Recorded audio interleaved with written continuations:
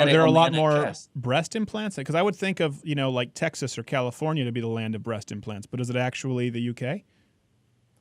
It is. It is definitely. It's Whoa. available on the NHS. You can Google it and find out. But I Are they mean, getting all their teeth fixed now?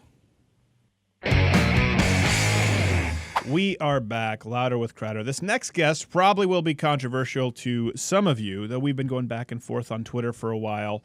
Mr. Watson see, I just say Mr. Watson because his first name is so English and easy to forget that I just know Mr. Watson from Infowars.com. Thank you for being with us, sir.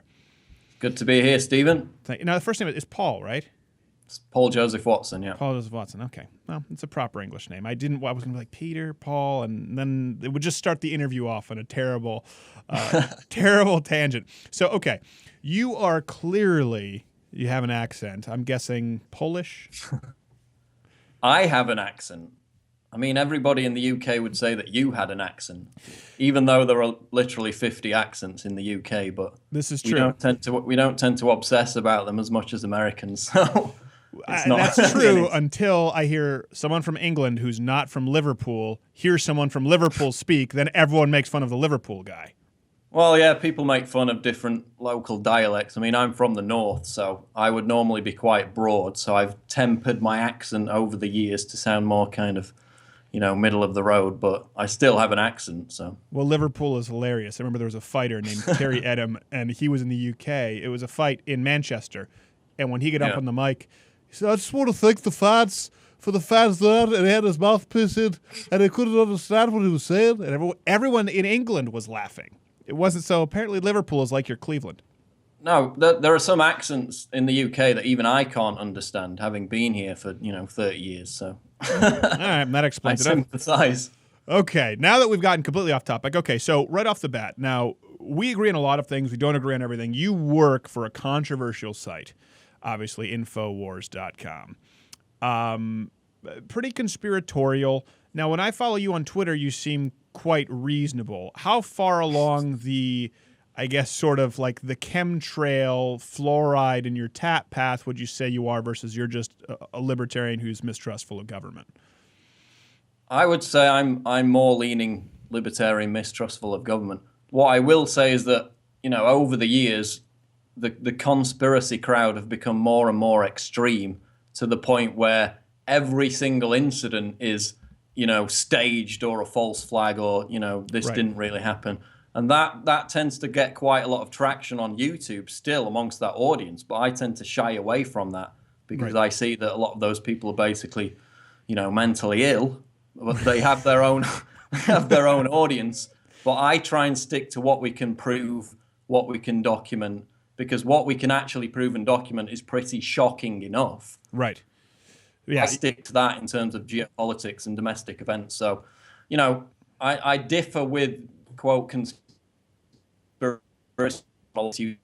chemtrail issue.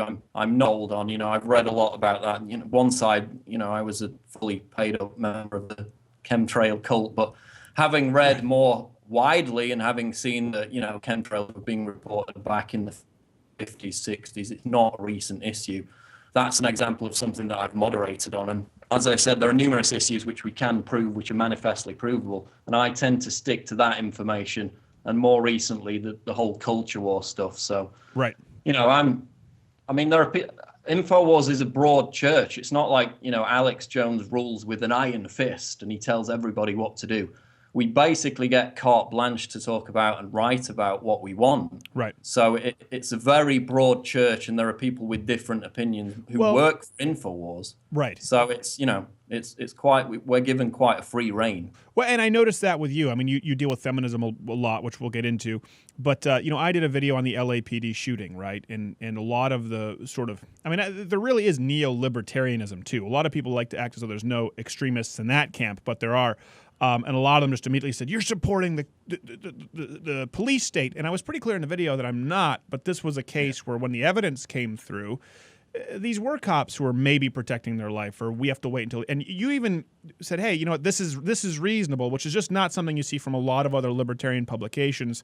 It just seems like you process information in a way that, you process information, period.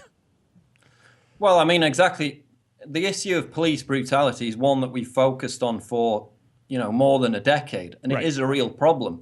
Sure. But again, we draw it back to the fact that you cannot solve this issue of innocent, quote, unarmed, which in most cases that they draw attention to is not the case, but black people being killed by police, by not also focusing on the very real problem of criminality and violence within the black community, which is what these Black Brunch and Black Lives Matter protesters routinely fail to do. So if you actually drill down into the statistics, Justice Department, FBI, which is, what I've done on my videos, a couple Right. of them, one of which got over 1 million views, 50% of homicides in the United States are committed by black people, even though they only make up 13% of the population. So the 9/11 calls on that per capita statistical evidence are obviously going to come from the black areas, which is likely to lead to more violent confrontations with police. And other, racist facts which completely, dispel and disprove this whole Black Lives Matter narrative, Sure. such as blacks commit 7 times more violent crime compared to whites per capita. So Well, I don't even necessarily want to get into. Obviously, I mean, people can go. You can follow. Now, is it Prison Planet? Is your Twitter handle? Yeah. Prison Planet is his Twitter handle, and he has this information. He's releasing it all the time. I don't want to get too far off into the weeds there, but I think the main point is that's very important is it's liberals love to say that conservatives are libertarians. They're simple-minded. It is a gross oversimplification of the issue to just say, hands up, don't shoot, Black Lives Matter, and to act as though all white cops are going out to simply shoot black kids, which, if that were the case, would be morally reprehensible, and someone would crack down on it. And that's where I get off the conspiracy boat with a lot of people. I'm going like, really? If there was a spaceship that landed there, wouldn't one person come forward and go, hey, these guys are all lying? So it's at a certain point you have to go, what's the more reasonable conclusion here? And I think you do that well. Listen, we're going to have to go to a break, but I want to come right back with Paul Watson from Infowars.com. Stay tuned. And we're back with Mr. Paul Watson, editor at Infowars.com. You can follow him on Twitter at Prison Planet. So we were talking about the police brutality earlier, and that's something we could talk about all day. But I have talked about this, and I've noticed that you've done some of the best videos on YouTube. I highly recommend people go watch them. For people listening terrestrially, go to louderwithcrowder.com. We'll have an annotation in this video interview where you can click it and go to his videos. This is something that I've said. And then you have the floor. There are a few winning issues right now for conservatives, libertarians, okay? They're losing a lot of ground. Guns, there's been an overreach to take away people's guns, and there are more people who are pro-Second Amendment than not. Free speech, Islam, now people are going, okay, there's a little bit of a trend here, and most importantly, I think feminism has overreached to a point that they've worn out their welcome with an entire generation of young women even who would be accepting of the general precepts, but they've gotten so shrill, so loud, so bombastic that it's been rejected on a cultural level.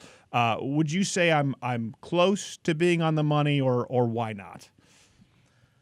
You're very close to being on the money because, less than a quarter of American women identify as feminists. And routinely now in the media, we see Hollywood actresses saying, well, yes, I support equality, I support women's rights, but I don't consider myself a feminist. Of course, they're attacked ceaselessly by third wave radical feminists whenever they make that stance, which proves again that radical third wave feminism has very little to do with equality and very little to do with the original first wave, second wave feminism, which was about property rights and the right to vote. So now we see feminists increasingly getting irate over these ridiculous issues like, manspreading, the jazz hands issue, which was a big controversy in the UK recently. It just sounds silly to say. It's silly to even say this is the jazz hands issue. It's like these buzz phrases now just point out how silly the discussion is.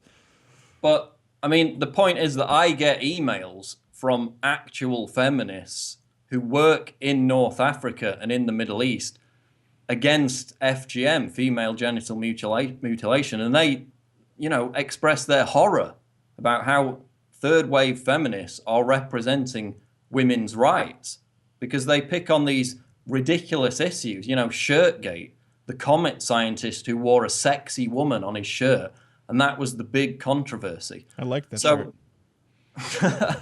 I want to get one of those shirts as well. But again, it's third wave feminism has completely divorced itself from the women's rights movement. Right. They don't seem to realize that, and it's like they're doubling down. And then, the bastard child of third wave feminism is this men's rights movement, which in its own way is kind of extremist. So they kind of play off of each other. Right. But my issue with feminism is that they're complete rampant hypocrites. They consistently ignore genuine women's rights issues, which at the moment emerge out of countries like Saudi Arabia and Iraq. They passed a law in Saudi Arabia last year where female drivers are treated as terrorists. They passed a law in Iraq where rape against wives in Iraq has been legalized. Not a word, complete tumbleweeds from feminists on both of those issues, which strikes at the root of the fact that third wave feminism does not care about women. It cares about social engineering, subverting culture, and cultural Marxism, which is what you've talked about. Exactly. And I do want to say I would be in full support of treating teenage girl drivers as registered terrorists. Or you know what?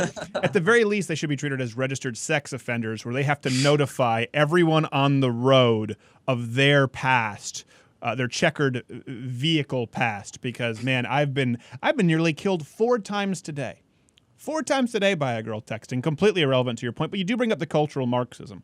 And that's a good point, which actually kind of ties into right now, right? The Indiana and Arkansas. Now, people try and say it's about hate versus love. It's not. And the gender issues really do get pretty complex here in this case, to a point where I'm trying to pick my words carefully. Let's talk about this since it's topical. But the fact is, feminism started out, right, to blur gender lines, to essentially say that fundamentally men and women are interchangeable. Now, not just in a term of rights, but I grew up in public school in Canada, where they said, well, men can do everything women can do, and women can do everything men can do. It's scientifically untrue, and it's also just, I don't see how that's productive to bring children up that way, but same thing happens when you deal with, let's say, the same-sex marriage issue. I'm not giving an opinion here, but if you've said that, well, 2 mommies provide the exact same relationship that 2 daddies can and vice versa, you've removed gender lines, and then you have these same people who have a problem with men dressing up as women going into the restroom. Either it all has to be okay, none of it's okay, or we have to agree that there's a line somewhere. So right now with this issue in Indiana and Arkansas, as a libertarian, do you see that as a love versus hate issue, or as a legitimate infringement on religious freedom for private businesses? I see it as the latter, because if you follow the argument to its logical conclusion, it's using the force of the state to compel people who to do business with. Right.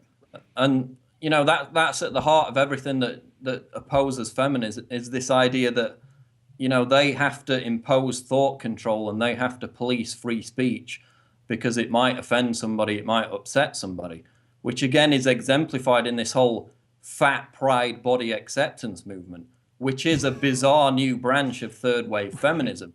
So now in the UK, journalists, in this case Katie Hopkins, are being reported to the police for questioning why people are overeating and becoming obese and becoming fat, because that is the new banner, celebratory image of feminism, is body acceptance. So I've made videos there's a 17-minute video on YouTube that I made about this, and they're using this intersectional argument, which argues that everything is oppression and that every form of oppression emerges from within the culture. So now fat shaming is equated with racism and sexism, despite the fact that, people can't choose their race, they can't choose their sex. They do choose to be obese, they choose to overeat. But feminists, again, they like to dispense with any sense of self-responsibility. So now we even have experts like Dr. Sarah Jackson in the UK saying, quote, mocking the obese should be illegal. So again, it goes back to that point of feminists and social justice warriors and leftists relying on the power of the state at gunpoint to force people to accept their views and to have this idea of freedom, which is merely freedom to do as we tell you Right. at the force of gunpoint. Well, a couple of points. What I find ironic, and I don't hear a lot of people talk about this with the feminist movement and the body image issue. Here's the thing. Guys marry fat chicks.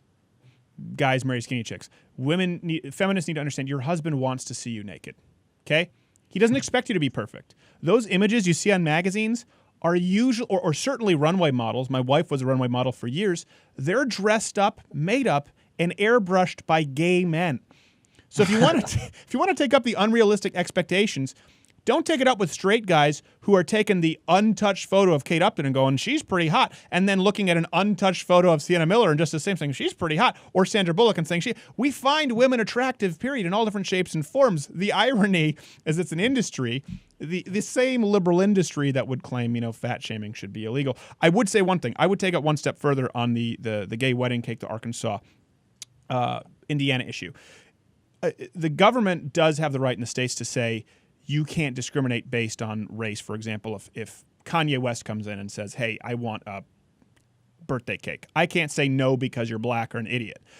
But this is an issue where actually the government wants to legislate forcing businesses to engage in specific activities. If Kanye West comes in and says, hey, I want you to make a cake with my lyrics, gold digger, broke N-word, I can say, hey, I'm uncomfortable with that activity. No, the government's saying we're not even talking about race or gender or sexual orientation. We're talking about an activity and forcing you to engage in that. That's my issue with it. Well, it would be the equivalent of, a photographer, a wedding photographer being forced to go and photograph a gay wedding. I mean, do they get the choice not to say that they want to do that? It's how far you push it. But I mean, on the fat shaming, they, like top feminists like Naomi Wolf, who is pretty prominent. I've got a great story about her, by the way, but continue. She argues that this whole idea that men are attracted to thin, fertile, attractive, pretty women is a grand conspiracy perpetrated by the beauty and cosmetics industry. That's her argument. She's written books about it. She's given speeches about it. Like, we all had a secret meeting behind their back. Like, guys, let's just use this group. We don't even like boobs and butts. I know, it'll drive them nuts. I mean, men have always been attracted to certain traits in women. And it's scientific. You can drill down into the biology, waist to hip ratio. Sure. It's not to say that men are attracted to anorexic women. No. Many people are attracted to curves. That's fine. But there's a difference between curves and morbid obesity. Right. So for her to argue that this has been invented, contrived by the beauty cosmetics industry it completely contradicts basic human experience and actual science, which proves that hip to waist ratio is the main attractive factor for men. Before the science test, let's take Lena Dunham as an example. But, feminists don't like science. They don't like science. But even before the science test, let's take Lena Dunham.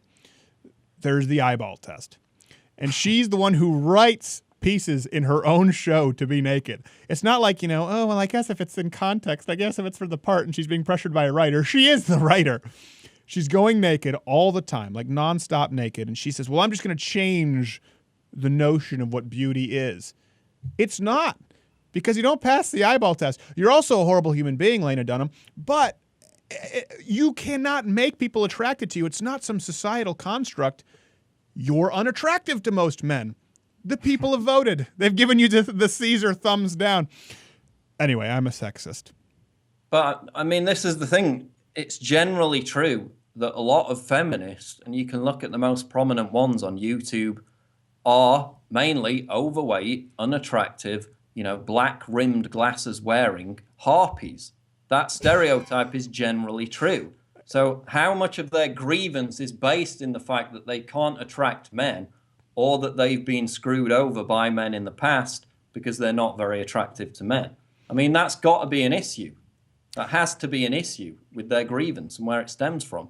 It's true. It's a good point. We're getting into anecdotal evidence, and this is entirely anecdotal. I've not met a woman who's really had her crap together and been in a very successful relationship they were happy with, who hated men like feminists hate men. I've never met one ever. All the women I know, really smart women, whether they're attractive or not, they don't concur with feminism. They hate feminism. So it seems to be these kind of relationship dropouts that really glom onto this, seize upon it as a social justice warrior cause, when some of it is based in their own personal grievances. And I guess, you could apply the same criticism to the men's rights movement, not so much because they're not as prominent, but Right. I think it's definitely a factor. I think it definitely is. And we will bring you on actually after the break because you're so lovely. And I want to listen to you more. Mr. Paul Watson after the break, Louder with Crowder. We are back with Mr. Paul Watson, Infowars.com. Again, not what you would think this guy. We talked about this early on in the interview. We were talking about feminism. Here's one thing, too. We'll go into the transgender stuff in a second. I bought Cosmo. I bought a Cosmo. Okay, first, do you want to hear my Naomi Wolf story? Yeah, go for it. Okay. You're the guest, but I'm telling you the story. So I'm on a panel, and Naomi Wolf was there. This is on when I was working at Fox News, and I think it was maybe Fox Business. And she's there, and I know who she is. But I also know she has an incredible ego. Let's be honest. It's Naomi Wolf. So I play like I have no idea who she is. And she goes, so, oh, yeah, my name is Steven. I do videos, and I'm a contributor. I said, so what do you do? She goes, I'm Naomi Wolf. I said, oh, okay. So what do you do, Naomi? And she says, I'm a writer. I write on women's issues. Now, again, keep in mind, I know exactly who she is. And they're counting down. We are on in 10, 9, 8. And I look at her, I go, oh, so like Cosmo? And you're on live. And she was fuming that someone would assume it. And it was just sometimes you do a little bit of that mental warfare. I knew who she was. So if you're watching Naomi, I knew who you were. Just wanted to disagree with you a little bit. But I will say this. So that leads to Cosmo. I bought this Cosmo because it had something on the cover that was about feminism. It says 80% of women said no when asked, do you believe that if a woman is regretful of a sexual experience after the case, that it is sexual assault? 80% said no, which means that 20% said yes.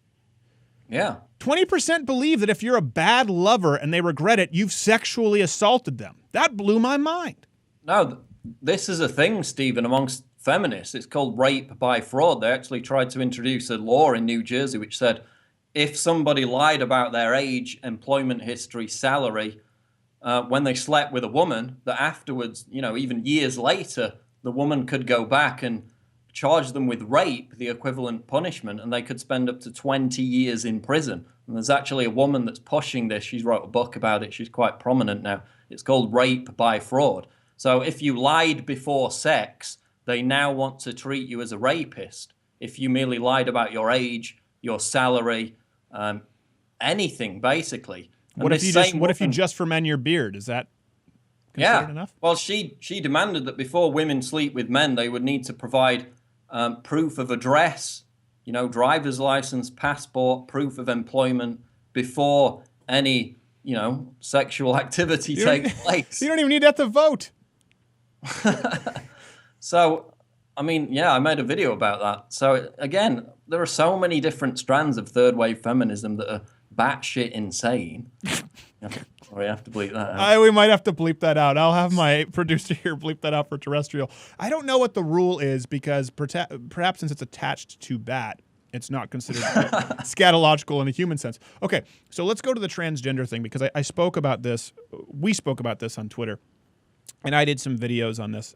Firstly, let me say that nothing said here, and I think I speak for both of us, is spoken from a position of hate or wanting any kind of harm to come to someone, regardless of their personal sexual choices or orientation or race. Now, the transgender thing, Planet Fitness is an example, obviously recently in the news. You're a libertarian, you're English, so people would assume you line up a specific way. Where do you line up on the cultural issue right now, this honestly phenomenon of transgenderism? I agree with people doing whatever they want to do in the privacy of their own homes and behaving however they want to behave within the law. What I don't agree with is, again, using the state at the end of a barrel of a gun to force me to agree with what they want, or to force me to pay taxes for transgender people to have operations on the National Health Service in Britain. because that's how it is. You know, we have socialized healthcare in Britain, the NHS.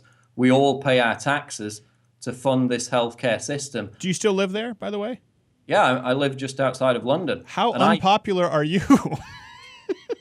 Listen, I've been to parties and argued about this, merely saying I don't think I should have to pay for transgender people to have sex change operations on the NHS through my taxes. If they want to pay for it themselves, more power to them. Do whatever you like. I don't think I should have to pay for it. Just like I don't think I should have to pay for breast enhancement surgery, which I do also. So I've been to parties where people will literally get in my face and scream and then run away because they say that, you know, these people have emotional issues. They might get depressed if they don't have a sex change. So I should be happy to pay for it. And if I don't, I'm hateful. Yeah. That's how it is. I also don't believe it's my job, even if you don't want to chop off your John Thomas and you're depressed, it's not my job to fix your depression. So I don't even agree with the premise on which they would base their argument. It's one of those issues. Again, it goes back to feminism and then the same-sex issue. I'm not saying I line up either way wholeheartedly on any. They're individual issues on a case-by-case basis, but it is the blending, the blurring, the elimination of gender lines. And once you do that, legally, it's very hard to argue the contrary. And that's kind of where we are. I mean, how do you argue? How do you say same-sex marriage absolutely, and then say, oh, by the way, if you're a man and you dress up as a woman, you're not allowed to go in the women's restroom? Legally, you don't have a leg to stand on once you've gone that far along the trail. Yeah, I mean, you know, with the transgender issue, transgenderism was once defined as a mental disorder. Now, you can debate whether that's the case or not, Sure. But as recently as 2012, in the DSM, you know, the American Psychiatric Association manual, transgenderism was only removed in 2012. So if you define that as a mental disorder up until that point, what conditions which are currently defined as mental disorders will in the future be accepted as normal? You know, there are people with body integrity identity disorder. These are people who feel that their own limbs should be detached from their bodies, and it makes them depressed if they're not. So should I have to be forced by the state to pay through my taxes for people to have their limbs removed on the National Health Service, socialized healthcare, you know, on the NHS, because they might get depressed, they might commit suicide? So how far do you push this philosophical argument down the line, and Right. what kind of mental disorders that are defined as that now will later, you know, the taxpayer be forced to pay for? That's the problem. We've got to get you to America, man. I feel bad for you. Who are your friends? No, but you're right, and I do ask this too: if we're not going to call it a disorder, are there any other conditions, personal choices that involve body mutilation required that we don't call a disorder? Is there any other, honestly, tweet me at @SCrowder. I would like to know, is there any other condition that we consider normal that requires for that normal to happen, gross body mutilation? I can't think of any. Can you? No, but the argument they make is that a few transgender people per year commit suicide because they're depressed, so that's why we should pay for it, because it's an important treatment. Yeah. I don't think I should be forced to pay for it by the state. If Right. they want to pay for it themselves. Breast enhancement surgery, same argument. People can get that on the NHS. It's free. It's not free because I pay for it, the taxpayer, but they can get it on the NHS. Are there a lot more breast implants? Because I would think of, you know, like Texas or California to be the land of breast implants, but is it actually the UK? It is definitely. It's available on the NHS. You can Google it and find out. But I mean, Are they getting all their teeth fixed now? I'm sorry, it's a stereotype, but it's a genuine question. that is a stereotype that persists. I can't say it's very extant now. Okay, all right, that's fair. I just had to ask. I don't have to worry about that because I've got perfect teeth. You've got perfect teeth. You look like you should be on the WB network. Or wait, no, it's the CW now. I don't know. One of those pretty guys. Well, I mean, you mentioned like who are your friends? I mean, it is a genuine issue. You know, being a conservative, a young conservative. Maybe I would describe myself as a conservatarian, but you know, we can use the term conservative. being a conservative for a young person in the UK is like being a homosexual in the 1950s. You have to stay in the closet because it's a hostile environment. It's like I said, people will literally scream in my face if I express any viewpoint which is anti. You know, it's like imagine the whole of America being like the most liberal areas of California. That's how bad it is. Well, that's what it was where I was raised in Quebec. Plus, you've got the French to deal with. But you just said homosexual. Is that still allowed in England? Because it's not here. Really? Yeah, it's considered hate. It's considered discriminatory. You're supposed to say, is it? I don't know if it's gay or queer, but I know homosexual is considered offensive. I think queer is frowned upon more than homosexual in the United Kingdom. So oh, definitely not here. You cannot say homosexual. We're gonna get letters. Really? Yeah. Well, it just goes to show we're bridging this cultural divide, Paul. So we appreciate it. So okay, we have to have you back sometime soon. Where can people best find you if they want to find some of your glorious work, sir? The YouTube channel is YouTube/Prison Planet Live, and it's at Prison Planet on Twitter.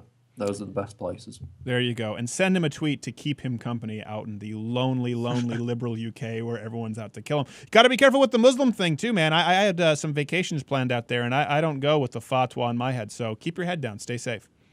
Okay, thanks, Stephen. All right, thank you, Senor Watson. If you like this interview, subscribe by clicking my face or watching this previous video next to me. It's free, and if not, an English boy won't get dental insurance.